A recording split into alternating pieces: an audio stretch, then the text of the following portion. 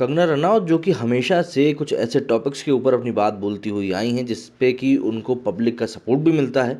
साथ ही वो गवर्नमेंट के साथ हमेशा खड़ी हुई भी दिखाई देती हैं। लेकिन जिस चीज़ ने उनको सबसे ज़्यादा चर्चा में लाके खड़ा कर दिया है वो है बॉलीवुड के प्रोपेगेंडा को बर्स्ट करने वाले मामले में। कई सारी चीज़ों में उन्होंने बताया है कि किस तरीके से बॉलीवुड काम करता है, बॉलीवुड की गंदगी किस तरीके से है और किस तरीके से बॉलीवुड में लोग एक दूसरे से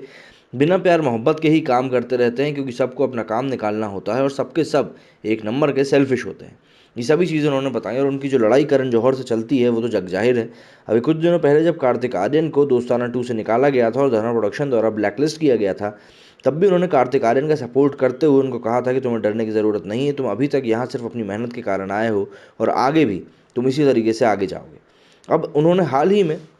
उनकी जो मूवी आने वाली है थलाइवी, उसको लेकर एक बड़ी बात कही। दरअसल मीडिया में ऐसी खबरें चल रही थी कि थलाइवी जो है अब ये महामारी के दोबारा फैलने के कारण जो कि रिलीज़ होने वाली थिएटर्स में, अब वो भी डिजिटली रिलीज़ होगी। मतलब कि अब लोग उसको थिएटर्स में नहीं देख पाएंगे, अब उनको उसको डिजिटली अपने मोबाइल या टीवी पर ही देखना पड़ेगा। अब कंगना रनावत ने बिना किसी का नाम लेते हुए आलिया भट्ट के ऊपर एक ताना कसा है और एक तंज कसा है और उन्होंने साथ ही कहा है कि उनकी जो थलाइवी मूवी है उसकी ऑनलाइन रिलीज़ को लेकर किसी भी तरह का फेक प्रोपेगेंडा मीडिया ना फैलाए। कंगना रनावत ने इंस्टाग्राम पर एक स्टोरी डालते हुए कहा कि थलाइवी के जो डिजिटल राइट्स हैं वो तमिल के हैं अमेज़ॉन के पास और हिंदी के हैं नेटफ्लिक्स के साथ। इन दोनों में से कोई भी इंडिविजुअली उसको अपने प्लेटफॉर्म पर रिलीज़ कर ही नहीं सकता जब तक कि मूवी थिएटर में रिलीज़ ना हो जाए। ये सभी फेक प्रोपेगेंडा मूवी माफिया के कारण किए जा रहे हैं, तो इन सभी चीज़ों को इग्नोर किया जाए। साथ ही उन्होंने कहा कि थलाइवी जो है वो थिएटर की एक रिलीज़ को डिज़र्व करती है और जो इसके मेकर्स हैं वो इस चीज़ के लिए फुली डिटरमाइंड है और स्ट्रिक्ट एक्शन लिया जाएगा उन सभी बिकाऊ मीडिया के अगेंस्ट जो भी इस तरह की फेक न्यूज़ को स्प्रेड कर रहे हैं। साथ ही कंगना रनौत ने यहाँ पे आलिया भट्ट के ऊपर एक तंज भी कसते हुए कहा कि बिकाऊ मीडिया ने एक पिक्चर के बारे में काफ़ी कुछ लिखा है, वो भी उस पिक्चर के बारे में जिसके ट्रेलर को बहुत ज़्यादा क्रिटिसाइज़ किया गया था, ये बोलते हुए कि इसमें घटिया एक्टिंग की गई है और कास्टिंग इतनी घटिया की गई है कि एक छोटे से बच्चे को गैंगस्टर बना दिया गया है और अब इस मूवी को डिजिटल प्लेटफॉर्म पर डंप कर दिया जाएगा। हालांकि वो ये कहती हैं कि इस मूवी के बारे में ज़्यादा कोई कुछ लिख नहीं रहा है, जो कि असलियत है। लोगों ने जो चीज़ें कही हैं उसको लेकर कोई भी कुछ नहीं लिख रहा है। वहीं थलाइवी के बारे में देखो तो हर कुछ लिखा जा रहा है,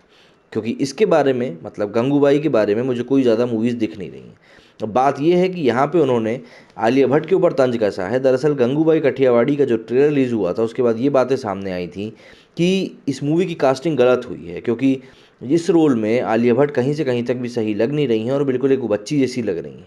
इसके पहले कंगना रनौत की बहन रंगोली चंदेल ने भी कुछ स्क्रीनशॉट शेयर किए थे, जिसमें उन्होंने बताया था कि भाई संजय लीला भंसाली जो हैं वो गंगूबाई काठियावाड़ी की OTT रिलीज़ को कंसिडर कर रहे हैं। टू हाइड दिस, इसको छुपाने के लिए उन्होंने ये भी बताया कि भाई थलाइवी जो है वो भी थिएटर रिलीज़ को स्किप करते हुए डिजिटल प्लेटफॉर्म पे ही रिलीज़ होगी। आगे उन्होंने बताया कि ये सभी जो न्यूज़ है ये स्प्रेड की जा रही है एक फेक न्यूज़ की तरह, तो इसको बिल्कुल भी भरोसा ना करें। ये नेपो माफिया की PR है। थलाइवी जो है वो थिएटर्स में ही रिलीज़ होगी और नेपोटिज्म माफिया जो एक फेक प्रोपेगेंडा चला रहा है बिकाऊ मीडिया के थ्रू, वो थलाइवी को रोक नहीं पाएगा। ना ये होगा कि आने वाले समय में किस तरीके से इन दोनों मूवीज़ को रिस्पॉन्स करती है थिएटर्स, क्योंकि थिएटर्स खुलने का अभी कोई भी समय दिखाई दे नहीं रहा है आने वाले पास के समय में कि जल्दी ही थिएटर्स खुलेंगे। लेकिन अगर जल्दी ही थिएटर्स नहीं खुले तो कई सारी बड़ी मूवीज़ ऐसी रखी हुई हैं जिनको कि थिएटर में रिलीज़ ना करके अब जहाँ तक है दोबारा से डिजिटल प्लेटफॉर्म पर ही रिलीज़ किया जाएगा।